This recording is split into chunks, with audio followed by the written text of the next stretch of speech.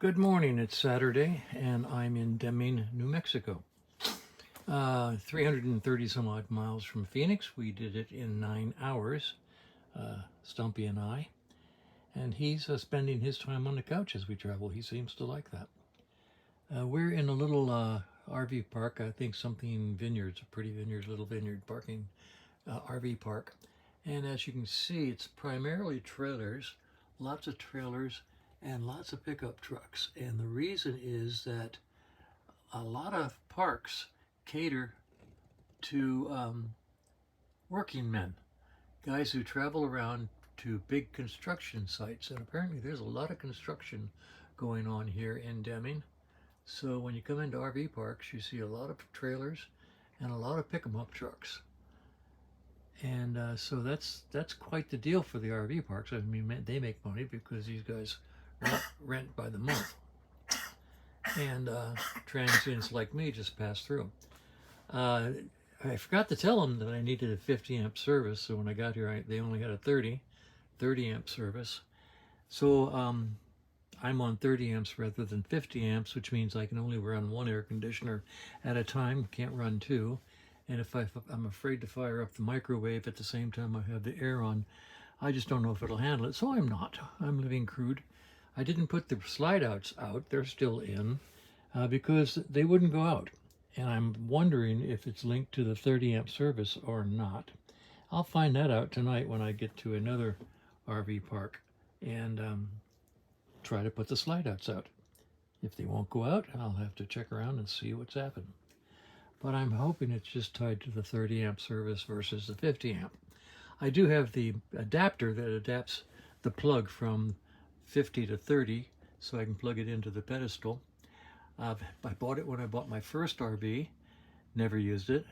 Kept it in my second RV, never used it. And now in my third RV, I finally used it, and it works. So anyway, that's where we are.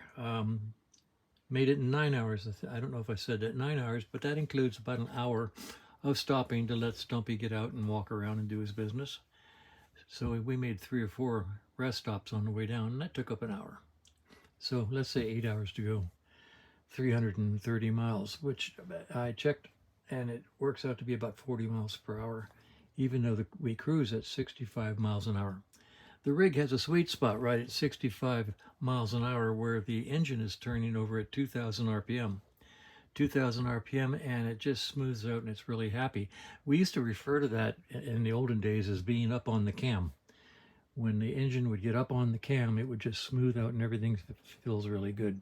Not struggling to get there, not struggling once it's past there. Just likes that being up on the cam and cruising down the road. So anyway, we're usually cruising about 65, and occasionally a little faster if you get onto a really good road. Which brings up another point. I've pretty much decided that when you go from one state to another, the new state has a great section of road for about 10 or 20 miles. I mean, beautiful road.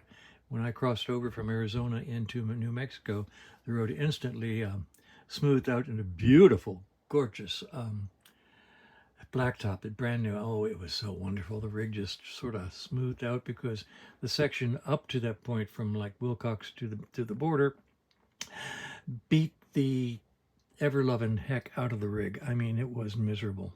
Terrible section of road. So it was nice to get into New Mexico and get better road.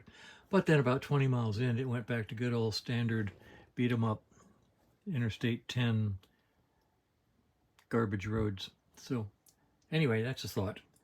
We crossed over the Continental Divide. It was very completely non-impressive. You want to be impressive on the Continental Divide. You got to go through Wolf Creek Pass up in Colorado, and let me tell you, that's impressive. Wolf Creek Pass coming down the mountainside. Yes. Anyway, I've noticed a couple things on the trip that I've noticed before. I'll talk about them for a moment. RVs quite often tow cars. We call those toads. And the RV will tow a car or a pick-em-up truck or a trailer. I used to haul a trailer with a smart car behind my first RV. That was my toad. But the predominant number of toads out there, the most popular toad, are Jeeps. Apparently Jeeps can be towed flat down on their four wheels safely, whereas a lot of cars can't, because the towing on flat on your four wheels can tear up transmissions, differentials, and all kinds of stuff.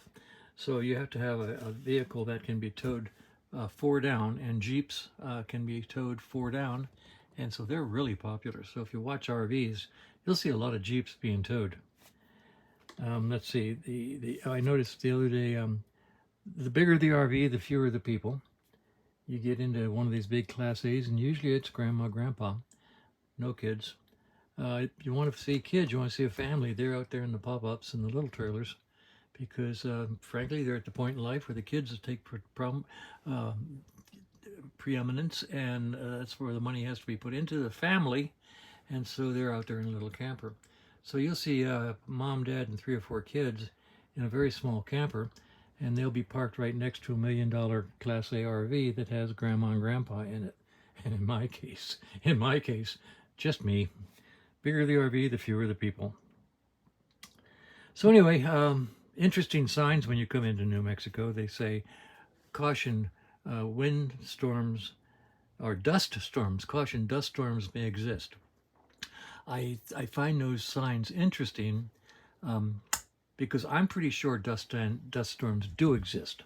I've seen them. I'm pretty sure that I've seen dust storms, so I'm pretty sure they do exist, and I don't understand this sign that says they may exist.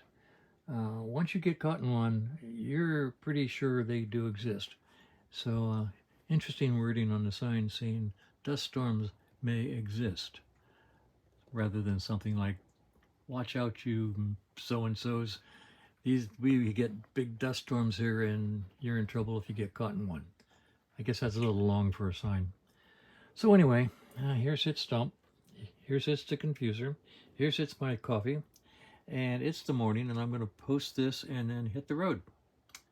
Later.